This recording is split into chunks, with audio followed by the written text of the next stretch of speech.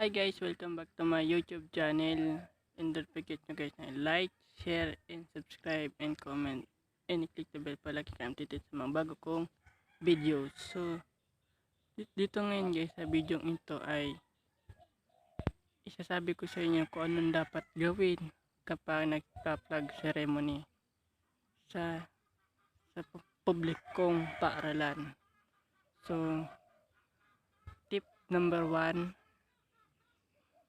pag plug ceremony dapat ayos, hindi nakikipag-ulay kapag nagpa-plug ceremony. Para sa mga estudyante dyan, palagi kayong tahimik sa pag nagpa-plug ceremony dahil dito guys, ang plug ceremony nagsasagisag ng kabayanihan at kalayaan natin mga Pilipino. Dahil ito yung pinaglaban nila ang mga bayani nating Pilipino na sina Dr. Jose Rizal, Benigno, Ninoy Aquino, sila lahat, pati mga sundalo, pulis, army, sila din ang bayani natin sa ngayon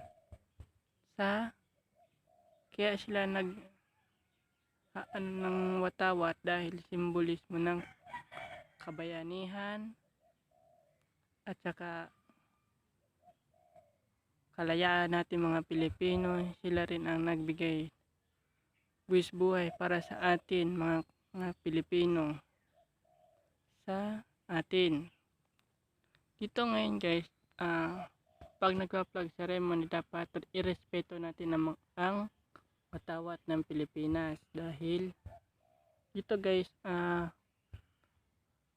para natin silang binibigyan respeto sa kanilang pagbuwis buhay kanilang buhay para sa atin, kaya sila ang binibigyan natin ng respeto pa nagpa-plug ceremony. Dahil dito guys,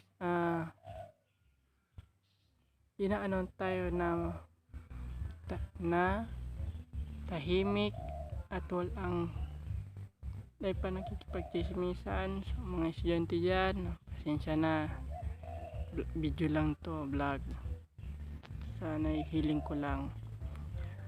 So kapag nagpa-plug ceremony guys, dapat respeto natin ang mga plug, kagaya na tahimik, naka stand straight, tamang position sa pagpa-plug ceremony. Dahil dito guys, binibigyan natin ng respeto ang ating watawat ng Pilipinas.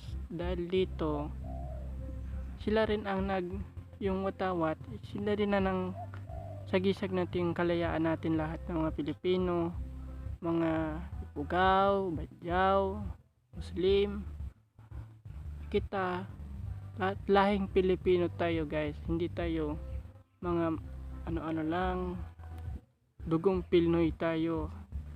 Natin ang dugong Pilipino natin sa mga dyan, lagi kayo dyan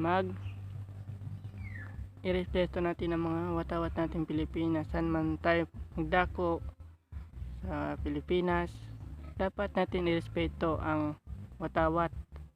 Dahil dito guys, binibigyan natin ng oras ang pag-aalay ng tahimik sa ating watawat. Dito guys, yung ako guys, isang din ako estudyante na nirerespeto ko yung watawat ng Pilipinas. Dahil dito guys,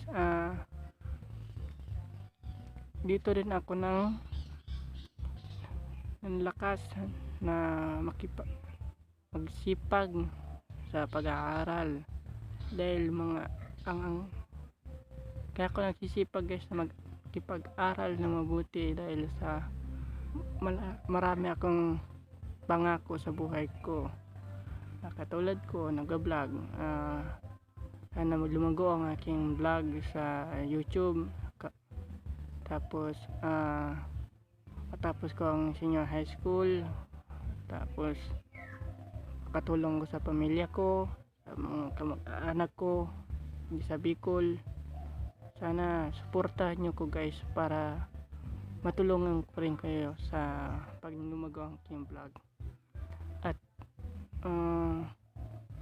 yun nga guys, ang watawat ay sagisag natin, irespeto natin kapag mga estudyante, kapag nasa eskwelahan, kapag naka-flag ceremony, respeto, 1 hour, tahimik, dahil walang chismisan, dahil naghihiro, chismis, dapat tahimik lang tayo guys. Bigyan natin ng respeto ang watawat natin, isang anuhan lang. Dahil ako guys, tahimik ako nagpa-flag ceremony di sa amin, tahimik, at di ako nakikipag-ulay sa mga kaklase ko. Sana guys, unahin nyo ko guys, supportahin itong video ito. Kung nagustuhan nyo itong video ito, i-share nyo sa kaibigan nyo, kaklase nyo, o ano pa man, mga teacher, para tukdo, i-share nyo ito sa kapwa nyo teacher. Yan, kay mga nyo dyan. At dito nga guys, nagtatapos yung video kong ito. At sana may napulot kayong aral sa video na ito. At yung watawat nga pala guys ay nagbibigay din niya sa atin ng natin, kalayaan kung nakakamit natin buong araw na ito, araw-araw. Kaya guys, thank you sa panonood. So dito na nagtatapos yung vlog ko guys. Kaya like, share, and comment below, and i-click the bell palagi kang updated sa mga bago kong videos. So guys, thank you for watching.